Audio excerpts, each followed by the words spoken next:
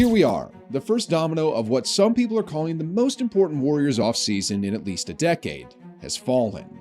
And it's the recent news that came out saying that Draymond Green declined his player option for the 2024 season and perhaps is destined to test the open market. But if I take a guess, the Warriors are probably going to sign Draymond to a max extension sooner than later, considering that Draymond has publicly expressed his desires to be maxed out going back 2 seasons ago, and him saying after the loss to the Lakers in the playoffs that he wanted to come back stronger with his guys.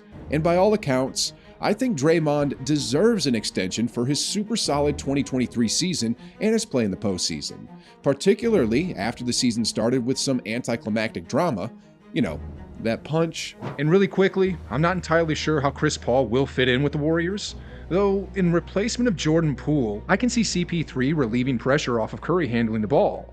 Plus, the second unit is 100% stronger, but enough on CP3, we'll touch more on this trade in another video. Here's the thing about these Warriors, and the NBA in general. One thing has become glaringly apparent by championship-winning teams throughout the course of NBA history.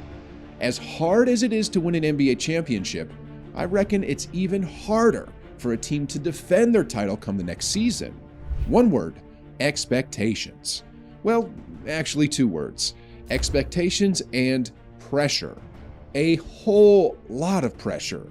Mentally, physically, spiritually, all of the above. In fact, the last team to win back-to-back NBA titles was the 2018 Golden State Warriors, but that was because they were so overwhelmingly talented compared to their opponent in the finals.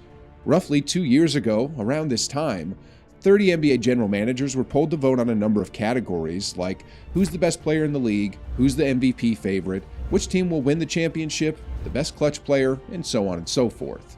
In case you maybe didn't pay attention or forgot, allow me to point out one thing. The NBA GMs were spot on wrong. I mean, some picks just don't make any sense in hindsight.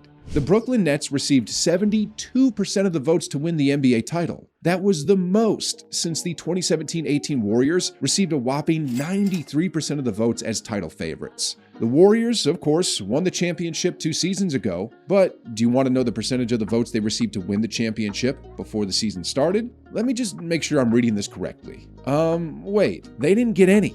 Not a single vote to win the title. In fact, let me do you one better. They were picked to finish 5th in the Western Conference, meaning that most of the time it's damn near impossible to correctly predict an entire season. But I'll make one prediction that I am confident won't age like milk. The Warriors are going to enter next season and play the length of the season with 0 hesitation.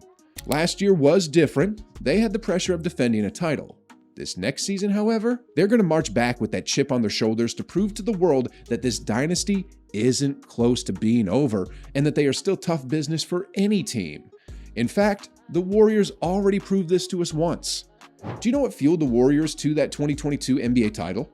Steph Curry stormed into the NBA season like a man on a mission, including a 45-point performance at home against the LA Clippers, and then my favorite, when he went into Brooklyn against the prohibitive finals favorites and scored 37 points. All the young guys on the Warriors looked improved and continued to rise. And Klay Thompson's return was on the horizon. I have never watched an NBA team so locked in to start a season with the hopes of proving a point to the entire world. Will the Warriors actually come out as champions next year, though? With that championship pedigree and a roster that still looks as talented on paper, what reason do we have to dismiss the Warriors? Plus, all the dominoes are yet to fall. What if the Warriors go and swing a deal for another big-time superstar to pair as Steph's sidekick? Besides, the Warriors are still, yes, still, arguably the most trustable team in the league with that core of Steph, Klay, and Draymond, assuming he does return, with Steve Kerr calling the shots. Is there another team in the NBA that has 4 guys that qualified for the biggest, brightest lights of the NBA? If we look at other contenders out west, starting with the champion Denver Nuggets, the Lakers, Suns, even the Grizzlies, and maybe even the Clippers. Now, going back to that whole trustability thing I was talking about, the Nuggets are champs, and until someone snatches the crown, the league runs through them. But you cannot convince me that a Warriors team with all their pieces intact and some additions to their depth can't threaten the Nuggets or any other team in the NBA for that matter. Looking at the others out west, The Lakers have been a roller coaster the past few seasons and have some pressing free agency decisions to make. They could potentially lose big pieces of their puzzle this summer, like Austin Reeves, Rui Hachimura, and even D'Angelo Russell. The Clippers, well, I like them, but speaking of milk, maybe Kawhi and PG-13 need to drink some more of it to stick around the block a bit longer. Both Kawhi and PG-13 have played fewer games in the past season than Anthony Davis, who has become the poster child of really great but often injured superstars. The Mavericks are just a confusing mess at this point.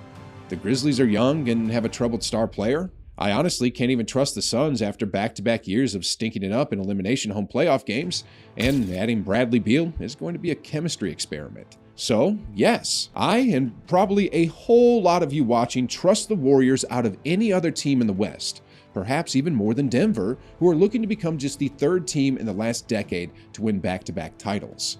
Winning back-to-back is quite rare. I mean, the Spurs had the longest tenured dynasty post the MJ Bulls era. They never repeated.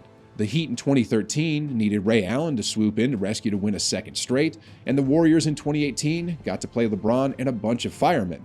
No offense. Put it this way, and since we're in the predicting business, it would be a heartbreak, no doubt, for the Warriors to go consecutive years without a conference finals, or even an NBA finals appearance. But with that being said, I'd make a few more sneaky predictions for the upcoming season. 1. Steph Curry will be a top 3 MVP candidate. To make a long story short, the Warriors will always be a legitimate title threat if Steph is in the conversation for the MVP award. Had he not missed the number of games he did due to a shoulder injury in December last season, Steph would have certainly been in the conversation for MVP. And I'd even go as far to say that the Warriors would have clicked a lot sooner and stormed into the postseason as even bigger threats to knock off the top-seeded teams. Actually, before he got hurt, Steph's numbers looked like this: 32 points, 6 rebounds, 7 assists on 55% from the field, 45 from three-point range, and 95 from the free throw line. That's a stat line no player has ever had in the history of the sport. And Steph was doing that just a couple of months away from his 35th birthday. The Warriors are the Warriors when Steph is playing like arguably a top 10 player of all time. But I'd argue that a Steph-led team with Steph playing like an MVP, coupled with an elite defense, is scary to take down. And I think that's exactly what'll happen. 2. Top 5 defense. From a defensive efficiency standpoint, the Warriors were at the top of the league in their championship-winning 2022 season. And about last season, the Warriors had slipped considerably on that end, but they showed what an elite defense they could be with Andrew Wiggins back in the lineup later in the season, and even Kevon Looney, who became a key cog in the Warriors' defensive scheme. If they just had a bit extra size on the defensive end, it would have been a completely different story. The Warriors will go and find a nice rim protector, in part because they really have to. Draymond Green plays his best when he gets to patrol the lane and makes plays by disrupting passing lanes, getting steals, and using his smarts to anchor the defense. But he is limited just a bit because of his smaller frame. With the Warriors inevitably adding a big man to their main rotation, this Warriors team will restore their brute defensive identity next season. And the third component of a Warriors bounce-back season is this: the big three needs to be in full force. Steph and Klay have a record of 435 and 163 all time when on the court together. Getting Klay back from injury for a full season last year was key. When one guy has 10 plus threes in a ball game and the other guy is on his tail with 7 or 8 threes, there's just nothing you can possibly try doing to stop that. Steph, Klay, and Draymond are simply the winningest big three in NBA history, and each of their skill sets mesh perfectly with one another.